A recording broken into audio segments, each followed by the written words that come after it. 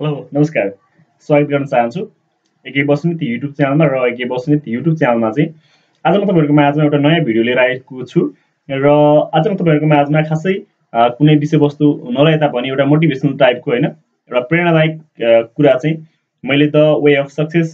सफल जिन्दगीको साथी भन्ने एउटा पेजमा चाहिँ त्यो कुरा पढेको थिएँ अनि हेरेको थिएँ एकदमै मलाई पनि मन पर्यो हैन एकदम मोटिभेसन टाइपको रहेछ अलिकति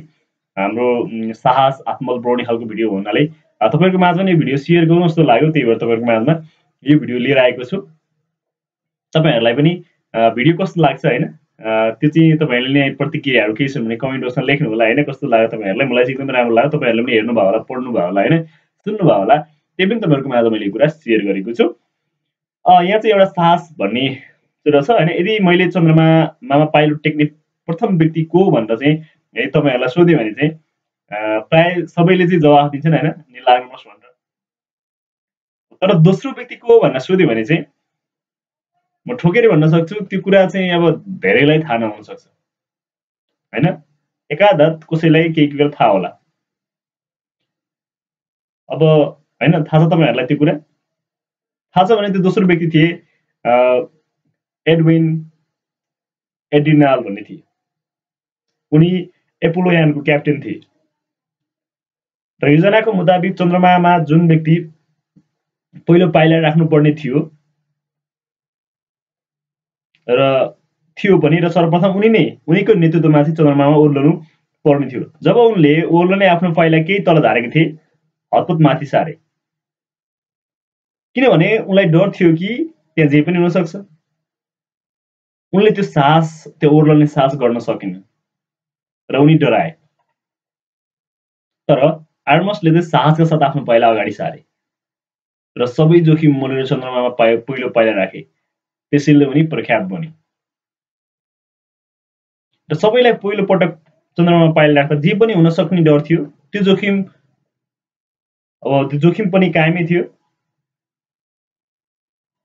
उनले साहस गरे र पहिलो पाइला अघि सारे त्यसैले उनी एकदम प्रख्यात भए किनभने त्यसपछि चन्द्रमा ओर्लनु सामान्य विषय बन्यो हामीले जान्नै पर्ने कुरो यहाँ एउटा के छ भन्दा नि जसरी नील आर्मस्ट्रङ चाहिँ विश्व प्रख्यात भने जुन व्यक्ति चाहिँ हामीले बारम्बार सुनिरहेका छौँ पढिरहेका पनि छौँ हैन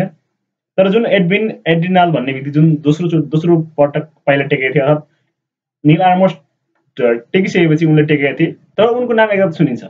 जसले पहिला काम गर्छ उसको नाम चाहिँ पहिला आउँदछ हैन उनले त्यो साहस गरे र उनको नाम अहिले आयो र उनी एकदम विश्व प्रख्यात पनि बने हामीले एउटा जान्नुपर्ने कुरा चाहिँ के रहेछ भन्दा नि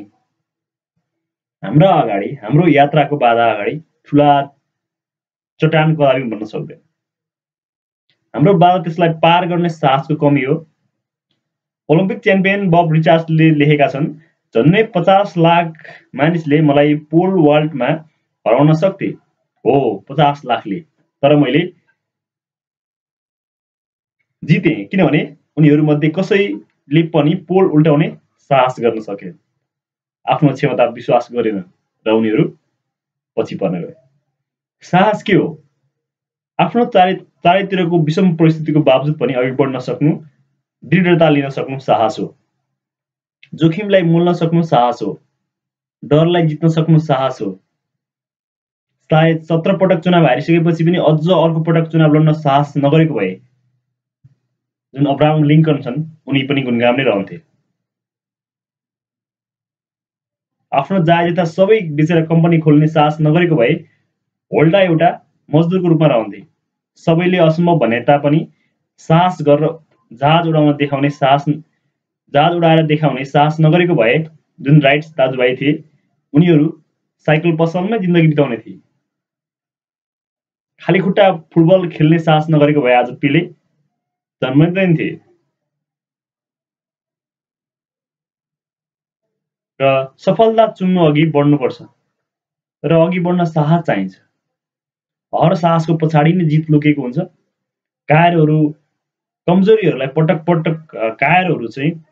कमजोरीहरू पटक पटक मरेर बाँचिरहेका हुन्छन् घिसीपिटी जिन्दगी घिसाइरहेका हुन्छन्। शालीन जिन्दगी बाँच्नेहरू त आखिर साहसी नै हुन्छन्। यसर्थ जिन्दगी सदैव साहसी बनौँ र अघि बढौँ र जितभन्दा अघि भनेको छ। यहाँ चाहिँ एकदम मलाई मोटिभेसन लागेको कुरो के भन्दा नि, हामी जुन कुरा हुँदैन भन्छौँ त्यो कुरालाई एकचोटि गर्छौँ र छोडिदिन्छौँ। त्यसपछि हामी त्यो दोहोऱ्याएर हामी त्यसलाई प्र्याक्टिस गर्ने, प्रयास गर्ने चाहिँ कोसिस गर्दैनौँ। हो, यहाँनिर छ हाम्रो गल्ती। जुन कुराबाट हामी असफलता प्राप्त गरिरहेका छौँ त्यसलाई हामीले बारम्बार गर्दै गयौँ भने त्यसबाट सफलता अवश्य प्राप्त हुन्छ भन्ने एउटा मोटिभेसन टाइपको चाहिँ यसले सन्देश दिन खोजेको जस्तो लाग्यो मलाई। र मलाई एकदमै मन छोयो हैन, किनकि हामी जस्तो मान्छेहरूलाई अलिकति यस्तो कुराले अलिकति आत्मबल बढ्छ, साहस बढ्छ हैन, केही गर्ने हौसला बढ्छ। त्यही भएर तपाईँहरूको माझ यो कुरा मैले सेयर गरेँ। तपाईँहरूलाई कस्तो लाग्यो भिडियो? उचित सल्लाह सुझाव प्रतिक्रिया कमेन्ट बक्समा लेख्नु होला। हवस् त, अहिलेलाई बिदा हुन्छु। आगामी वर्ष हेर्न फेरि पनि यस्तो खालको भिडियो लिएर आउने नै छु।